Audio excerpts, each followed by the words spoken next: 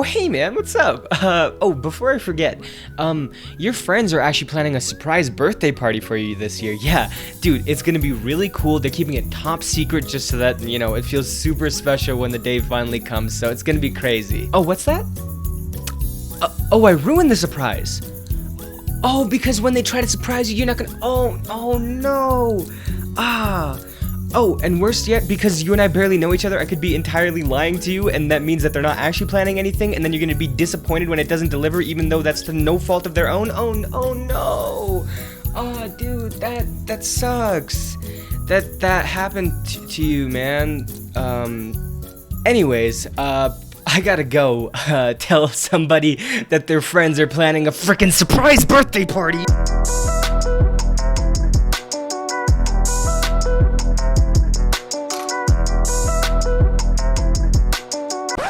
New From Software PS5 exclusive Velvet Veil leaked, but the rumors are shaky.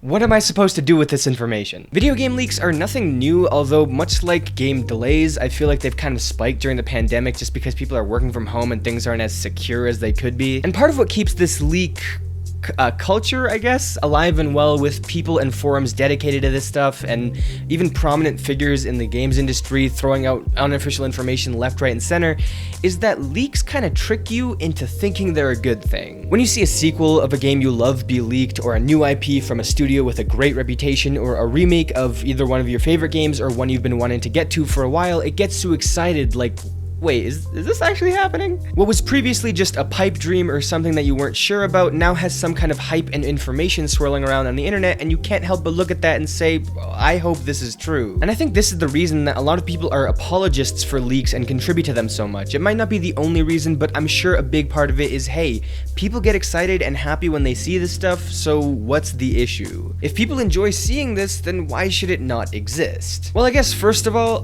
there's actually another way for you to get excited about some upcoming projects through actual official announcements from the people making them. So ain't that crazy? I'm sorry, that was mean and a bit unfair. I think I need to be a bit more thorough in explaining why I think this stuff is more bad than it is good, and I guess we can just stick with From Software for a little bit and talk about the big kahuna, the Elder Scrolls or whatever it's called. I remember sitting there watching E3 2019 and seeing a couple of brief flashes and the sound of a hammer, very spooky, very eerie, and then the words appear.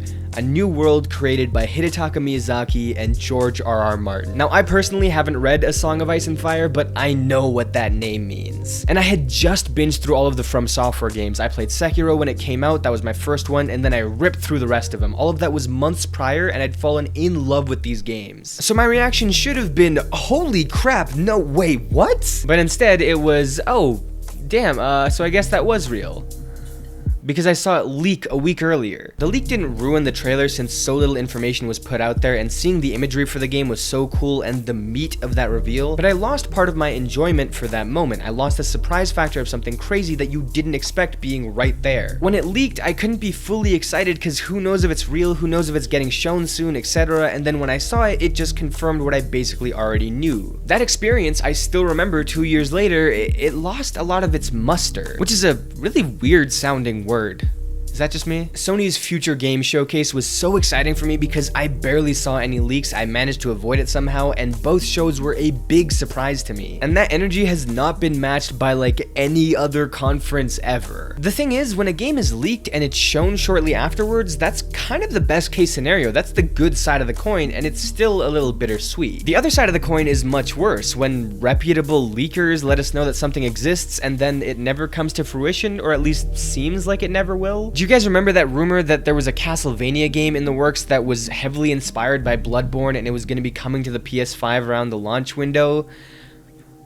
Where the hell is that? Where's this supposed Metal Gear Solid 1 remake that we've been hearing about for over a year now? If I remember correctly, that was because people weren't sure if Bluepoint was actually remaking Demon's Souls, and they were like, maybe they're remaking Metal Gear Solid 1, but then they were remaking Demon's Souls, so like, are we, like, did we forget how this rumor came up? Hell, dude, I don't know. Maybe they are working on a Metal Gear Solid 1 remake and it's gonna get announced at some point soon. I'm gonna look like an idiot, but also at the same time, the leak didn't do anything to help that situation. All it did was frustrate people and make it difficult to know whether it was coming out or not, get our hopes up. For a year, we've been thinking like, what if this happens? What if it doesn't? And then people are just kind of let down. If we had heard nothing about a Metal Gear Solid 1 remake up until now, that wouldn't have affected us poorly in any way. Ignorance is bliss in that scenario. And then a trailer comes out maybe out of the blue and then we're like, oh my god, I did not expect this to happen.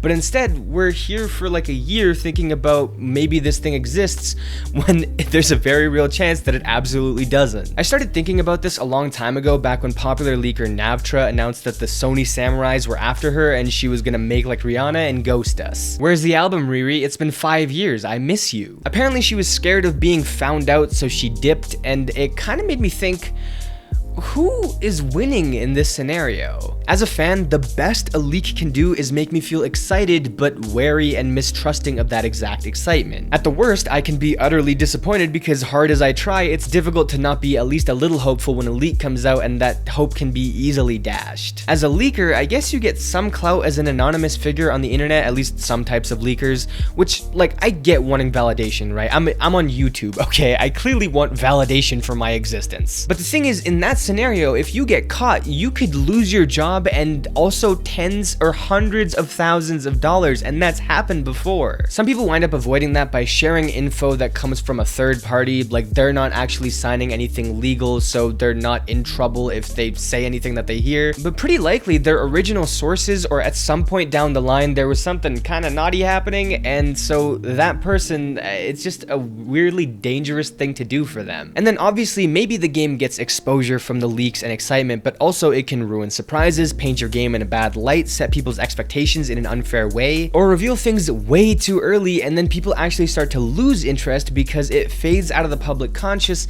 before it even had a chance to be real. Obviously, game leaks are a wide topic and people can get them in different ways. There's data mining, maybe somebody from the company lets something slip, maybe an actor, whatever. And I know some people like making the case that these leaks are really good for impatient people who just want information right now, and these leakers are kind of just filling in the gaps that the company is leaving open. But I feel like that's a really short-term way at looking at it. Sure, it can give you a quick rush of excitement or new information, but in the long term, it ruins things for fans and developers, and it makes the people responsible get put into like weirdly dangerous situations where they're like fleeing these websites so that they don't get caught by these companies. I like how some companies are cracking down harder on this, even though it's still very clearly a problem. I don't want these people to get into serious trouble. I don't want anyone getting hurt. At the end of the day, I think that a lot of the motivation for a leaker is that they're excited about something and they want to share their excitement with other people, really get them jazzed up about the same things that they are.